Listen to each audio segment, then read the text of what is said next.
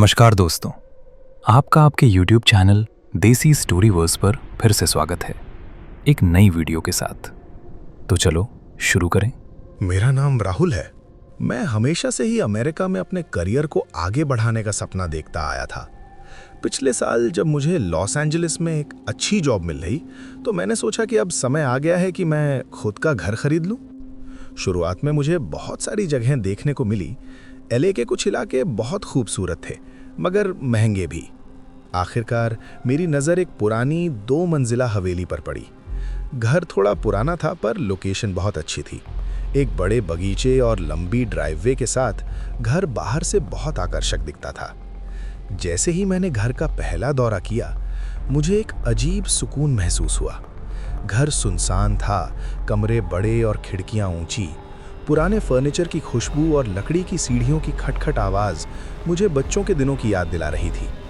लेकिन जैसे ही मैं घर के पीछे के कमरे में गया, मुझे एक ठंडी हवा का झोंका महसूस हुआ। खिड़कियां बंद थीं, पर कमरे में अचानक ऐसा लगा जैसे कोई मौजूद हो। मैंने इसे अपनी कल्पना समझा और अपने एजेंट के साथ आगे बढ़ गया। घर की खरीदारी हुई और मैं उसका नया मालिक बन गया। शुरुआती कुछ दिन सामान्य रहे। मैं धीरे धीरे अपने पुराने सामान को घर में सजाने लगा। लेकिन तीसरे दिन रात को जब मैं सो रहा था, कुछ अजीब आवाज़ें सुनाई दी। पहली रात मुझे लगा जैसे किसी ने सीढ़ियों पर पैर रखे हों, हल्की हल्की खड़खड़ाहट। मैंने ध्यान नहीं दिया और सो गया। दूसरी रात आवाज़ें और स्पष्ट हो गईं। ये सिर्फ सीढ़ियां नहीं थीं, किसी का धीमा फुसफुसाना भी था। मैंने सोचा शायद पड़ोस में कोई बच्चा खेल रहा हो। लेकिन तीसरी रात मेरे दिमाग की हद पार हो गई। रात के लगभग 2 बजे मैं बिस्तर पर पड़ा था कि अचानक दरवाजे की लकड़ी के अंदर से खड़खड़ाहट हुई। मुझे लगा जैसे कोई अंदर आ रहा है। मेरी सांसें रुक सी गईं। मैं धीरे धीरे उठकर दरवाज़ा खोला। कमरा पूरी तरह खाली था, पर कमरे के बीच में पुराने कालीन पर एक धुंधली आकृति बैठी हुई थी। मैं कुछ समझ नहीं पाया। जैसे ही मेरी आंखें उस आकृति पर पड़ी, वो अचानक गायब हो गई। मेरा दिल जोर जोर से धड़क रहा था। अगले हफ्ते मैंने पड़ोसियों से इस घर के बारे में पूछा। मुझे पता चला कि इस घर में पिछले 20 सालों में कई अजीब घटनाएं हुई हैं। कई लोगों ने यहाँ रात में किसी अज्ञात मौजूदगी के होने की शिकायत की थी। पुराने मालिक का कहना था कि घर में अजीब भूतिया गतिविधियां रहती हैं। मैंने इसे मजाक में लिया। मैंने सोचा कि शायद पुराने घरों की लकड़ी, धुंध और अजीब खामोशी लोगों को डराती होगी। लेकिन जल्द ही मुझे महसूस हुआ कि ये केवल पुराना घर नहीं था, ये घर कुछ और चाहता था। रातें और भी अजीब होती गईं। कभी कभी मुझे लगता जैसे दीवारें धीरे धीरे हिल रही हों और किसी की नज़रें मुझे सीधे देख रही हों। पर जब मैं मुड़कर देखता, कुछ भी नहीं होता। एक रात मैं किचन में पानी लेने गया। जैसे ही मैंने फ्रिज खोला, मैंने देखा कि चमकती हुई आंखें मेरे पीछे खिड़की से झांक रही हैं। मेरी सांसें थम गईं। जब मैं मुड़ा, वहां कोई नहीं था। फिर मैंने तय किया कि मैं इस घर की कहानी खुद जानूंगा। मैंने घर के पुराने दस्तावेज और अखबारों की कटिंग्स खंगालनी शुरू की। और तब मुझे पता चला कि ये घर 1990 के दशक में एक आलीशान हवेली हुआ करता था। लेकिन 1997 में यहाँ एक विचित्र हत्या और गायब होने की घटनाएं हुई थीं। अखबारों में लिखा था कि घर के पिछले मालिक का परिवार अचानक गायब हो गया और पड़ोसियों ने अजीब आवाजें, रात में रोने और फुसफुसाहट जैसी घटनाओं की शिकायत की। लेकिन पुलिस ने कोई स्पष्ट सुराग नहीं पाया। राहुल की रूह कांप रही थी। उसे अब यकीन हो गया था कि यह घर सिर्फ पुराना नहीं बल्कि भूतों का घर था।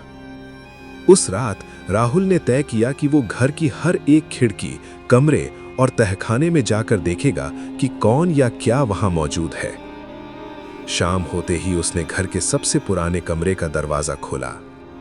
कमरे में एक पुरानी कुर्सी थी जिसमें धूल जमी थी। जैसे ही राहुल ने कुर्सी की ओर देखा, वो धीरे धीरे अपने आप हिली। राहुल का दिल तेजी से धड़कने लगा।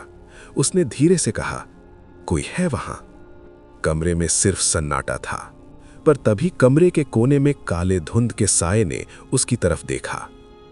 साया अचानक बढ़ा और जैसे ही राहुल ने कदम पीछे खींचे, वो गायब हो गया। राहुल दरवाजे की तरफ भागा, लेकिन जैसे ही उसने लाइट ऑन की, उसने देखा कि दीवार पर खून के दाग बने हैं, जो धीरे धीरे चेहरे की शक्ल लेने लगे थे। उस रात राहुल ने पहली बार महसूस किया कि घर सिर्फ भूतों से भरा हुआ नहीं, बल्कि ये उनका गढ़ था। अगले दिन राहुल ने घर के तहखाने का दरवाजा खोला। तहखाने की सीढ़ियां इतनी अंधेरी और संकरी थीं कि उसे टॉर्च की रोशनी भी डरावनी लग रही थी। जैसे ही उसने नीचे कदम रखा, ठंडी हवा का झोंका उसकी पीठ पर आया।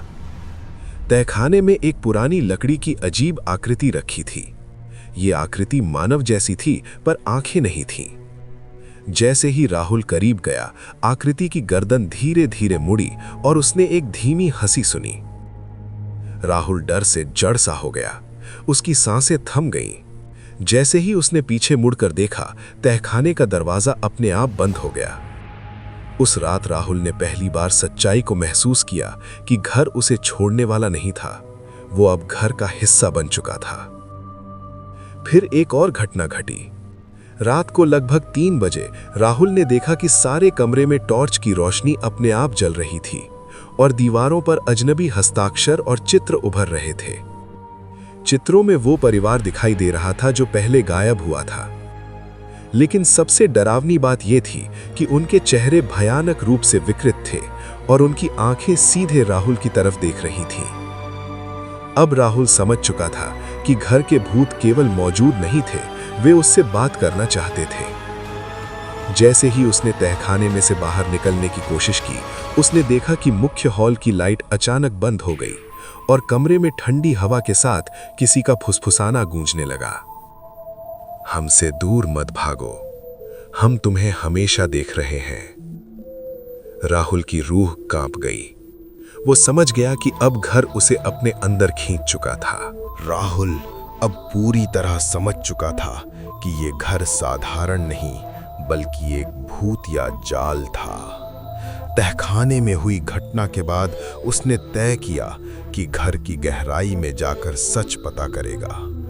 रात का समय था, घर में कोई और आवाज नहीं थी, पर उसका दिल जानता था कि ये सन्नाटा भी धोखा दे सकता है।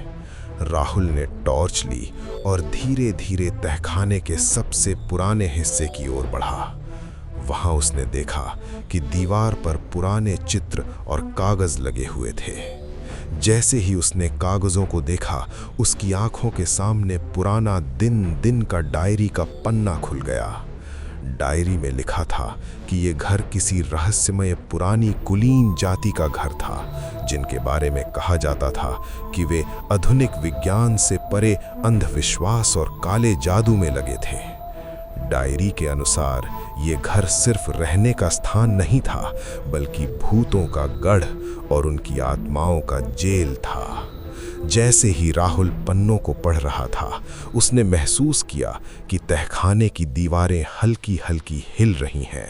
एकदम से दीवारों के भीतर से किसी ने उसे पुकारा, आओ, हम तुम्हारा इंतजार कर रहे हैं। राहुल का रक्त जम गया।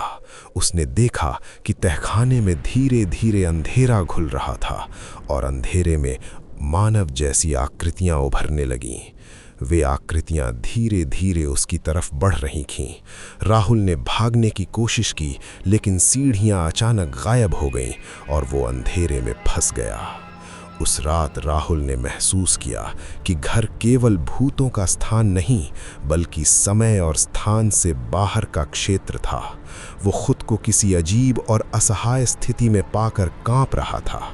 जैसे ही वो डर के मारे कांप रहा था, उसने देखा कि तहखाने के कोने में एक पुराना आकाशीय प्रतीक बना हुआ है और उसके चारों ओर हल्की नीली रोशनी झिलमिला रही थी। राहुल ने महसूस किया कि ये प्रतीक भूतों को नियंत्रित करता है और शायद यही वजह थी कि घर की आत्माएं उसे कहीं जाने नहीं दे रही थीं। तभी उसने एक और चीज देखी। कागज पर कुछ लाल अक्षर चमकने लगे। लिखा था, जो घर में प्रवेश करता है वो घर का हिस्सा बन जाता है और अब बाहर निकलने की राह सिर्फ एक ही है, सत्य को जानो और आत्माओं का सामना करो। राहुल ने डर के बावजूद तय किया कि वो सच का सामना करेगा। उसने धीरे धीरे कहा, मैं यहाँ क्यों हूँ? तुम लोग कौन हो? अचानक एक भयानक आवाज गूंजी।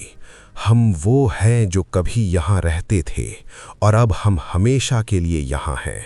तुम्हें भी हमसे मिलने आना था। राहुल का शरीर कांप रहा था, पर उसने हिम्मत जुटाई। उसने महसूस किया कि घर में हर घटना और आवाज का संबंध इन आत्माओं से है और अब उसको खुद उनके रहस्य से सामना करना होगा। राहुल ने गहरी सांस ली। उसकी आंखों के सामने अंधेरे में झिलमिलाती नीली रोशनी अब तेज हो रही थी। वो जानता था कि अब भागने का समय नहीं था, उसे सच्चाई का सामना करना ही होगा। तहखाने की ठंडी और गंध युक्त हवा में अचानक कुछ हाथों की छुअन महसूस हुई। राहुल ने देखा कि चारों ओर काले धुंधले साए उसके चारों तरफ घेर गए हैं। साए धीरे धीरे उसकी ओर बढ़ रहे थे और उनके साथ धीमी फुसफुसाहटें गूंज रही थीं। तुम्हें हमसे डरना नहीं चाहिए, तुम हमारे घर में हो। राहुल ने खुद को संभाला और कहा, मैं डरता नहीं हूं, मुझे बताओ तुम लोग कौन हो और ये घर क्यों भूतिया है? सामने वाले साए थोड़ी देर चुप रहे, फिर अचानक एक बुजुर्ग महिला का साया उभरा। उसकी आंखों में दर्द और उदासी साफ दिखाई दे रही थी। उसने कहा, हम वो परिवार हैं जो इस घर में रहते थे। एक काले जादू के चलते हमें यहाँ फंसाया गया। इस घर में प्रवेश करने वाला हर व्यक्ति हमारे साथ जुड़ जाता है। राहुल का मन कांप रहा था। उसने पूछा, तो क्या मैं भी यहाँ फंस गया हूँ? महिला ने हल्की हंसी के साथ कहा, तुम फंसे नहीं, लेकिन अगर तुम हमारी कहानी पूरा नहीं सुनोगे तो तुम्हारा भविष्य भी अंधकार में फंस जाएगा। राहुल ने तय किया कि वो सुनना चाहे या ना चाहे, अब सत्य का सामना करना ही होगा। महिला ने बताया कि घर का असली रहस्य तहखाने में एक गुप्त कमरा में छुपा है। वहां एक पुरानी किताब रखी है जिसमें घर के सभी भूतों का इतिहास, उनके दर्द और जादुई कृत्य लिखे हैं।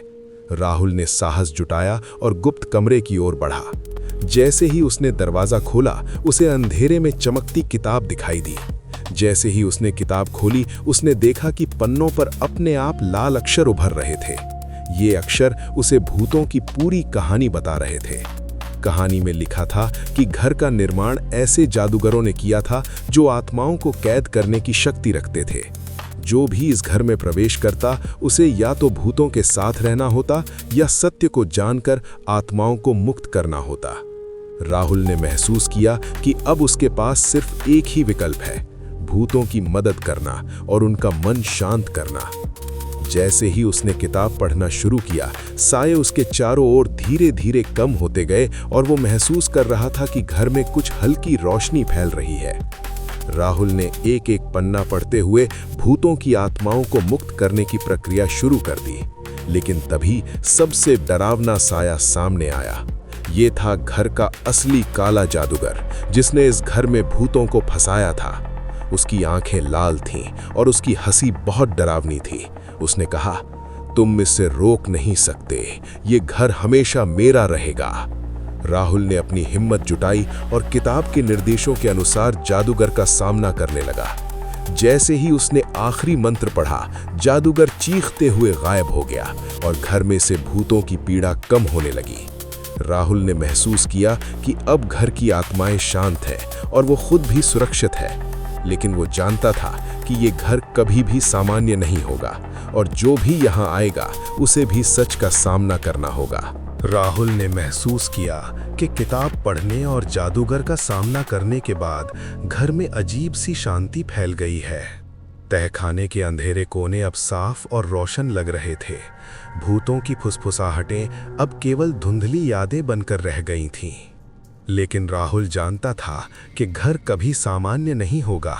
ये सिर्फ शांति से दिखता था, पर इसकी दीवारें अतीत की त्रासदियों को हमेशा अपने अंदर संजोए रखती थीं। अगले दिन राहुल ने तय किया कि वो कुछ समय के लिए इस घर में रहे, ताकि घर के इतिहास और रहस्यों को पूरी तरह समझ सके। वो धीरे धीरे अपने सामान को व्यवस्थित करता और साथ ही भूतों की डायरी और किताबों को सुरक्षित रखता। उसने महसूस किया कि ये घर केवल डराने के लिए नहीं, बल्कि सिखाने और सच का सामना कराना के लिए था। कुछ सप्ताह बाद राहुल ने तय किया कि वो घर छोड़ देगा, लेकिन इस बार बिना डर के। जैसे ही उसने अंतिम बार घर की सीढ़ियों को देखा, उसे लगा कि कुछ आंखें अभी भी उसे देख रही हैं, लेकिन इस बार दुख और क्रोध नहीं, बल्कि शांति थी। राहुल ने धीरे से कहा, शांति तुम्हारे साथ रहे।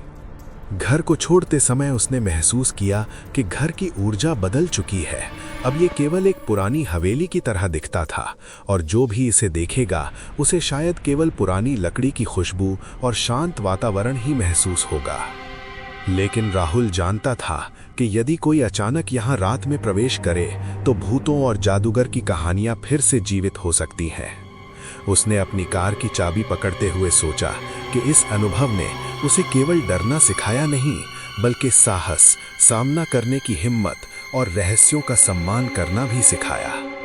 और इसी सोच के साथ राहुल ने लॉस एंजलिस की सड़क पर कदम रखा। पीछे मुड़कर घर को देखा, जहां कभी अंधेरा और डर था, अब केवल सन्नाटा और शांति ही थी। लेकिन उसके मन में एक अजीब एहसास अभी भी था, ये घर हमेशा उसकी यादों में जिंदा रहेगा। आज की कहानी यही खत्म होती है। अब मिलते हैं अगली वीडियो में किसी नई कहानी के साथ। तब तक के लिए वीडियो पसंद आया हो तो वीडियो को लाइक करें, चैनल देसी स्टोरीवर्स को सब्सक्राइब करें। धन्यवाद।